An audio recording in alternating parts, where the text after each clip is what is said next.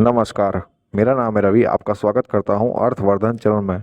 IDFC mutual fund अपना एक नया एनएफओ लॉन्च करने जा रहा है, जो कि आईडीएफसी निफ्टी 100 इंडेक्स फंड। इस वीडियो में हम इस एनएफओ की सारी डिटेल्स तो लेंगे, साथ में हमें इंडेक्स फंड में इन्वेस्टमेंट करने से क्या क्या एडवांटेज रहते हैं वो भी हम समझने की कोशिश करेंगे।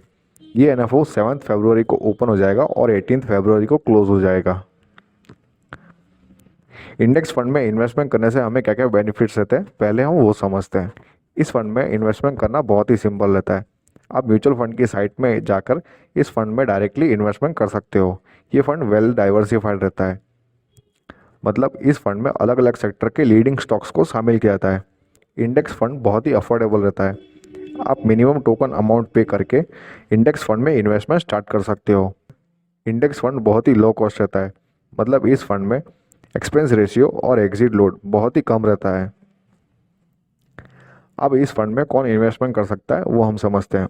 अगर आप बिगनर हो, जिसको म्यूचुअल फंड के बारे में ज़्यादा कुछ आइडिया नहीं है, वो बेशक इस फंड में इन्वेस्टमेंट कर सकता है।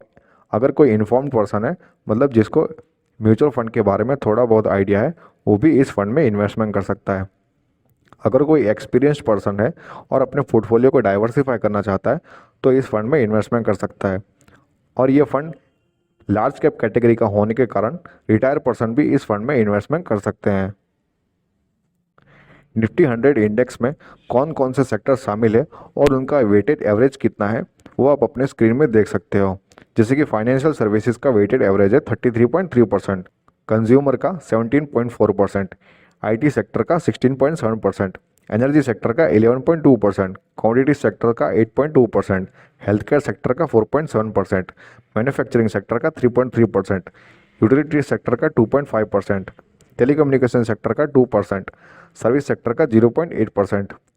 और आईडीएफसी निफ्टी 100 इंडेक्स फंड में टॉप 10 स्टॉक्स कौन कौन से हैं वो भी आप अपने स्क्रीन में देख सकते हैं। जो कि रिलायंस इंडस्ट्रीज, जिसका वेटेज है 9.2%, Infosys 7.9%, HDFC bank 7.3%, ICICI bank 5.8%, HDFC limited 5.3%, TCS 4.4%, Kotak Mahindra bank 3.0%, Larsen and Toubro 2.6%, Hindustan Unilever 2.4% और आईटीसी 2.1%। ये फंड का परफॉर्मेंस चेक करने के लिए अगर हम हिस्टोरिकल रिटर्न्स को चेक करें तो हमें एक आइडिया आ सकता है कि इस फंड ने किस तरीके से परफॉर्म किया है। अगर आपने 1 लाख रुपए 3 साल पहले इन्वेस्ट किया होता तो आज उसका वैल्यू होता 1.4 लाख। 5 साल पहले इन्वेस्ट किया होता तो आज उसका वैल्यू होता 1.8 लाख। और अगर 1 लाख रुपए आपने 10 साल पहले इन्वेस्ट किया होता तो आज उसका वैल्यू होता 3.5 लाख रुपीज़।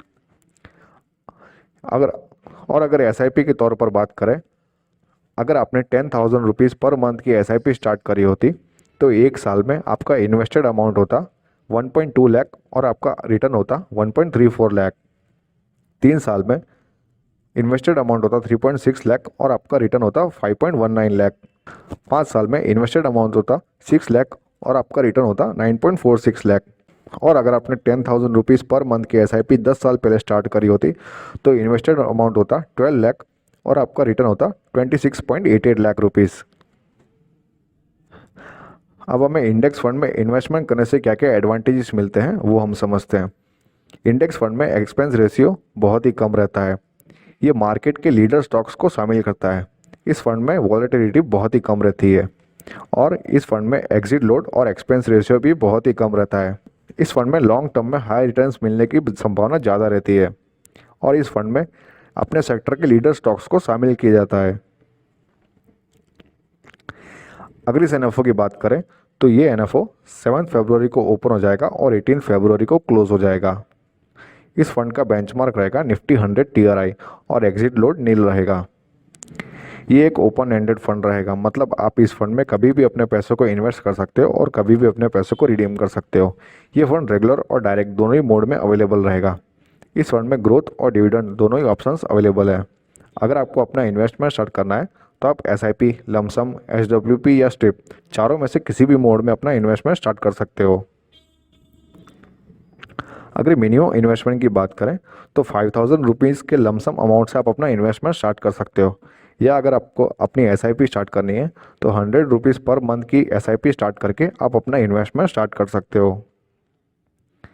इस फंड के मैनेजर हैं निमिष सेठ, जिनको 12 साल से भी ज़्यादा का एक्सपीरियंस है।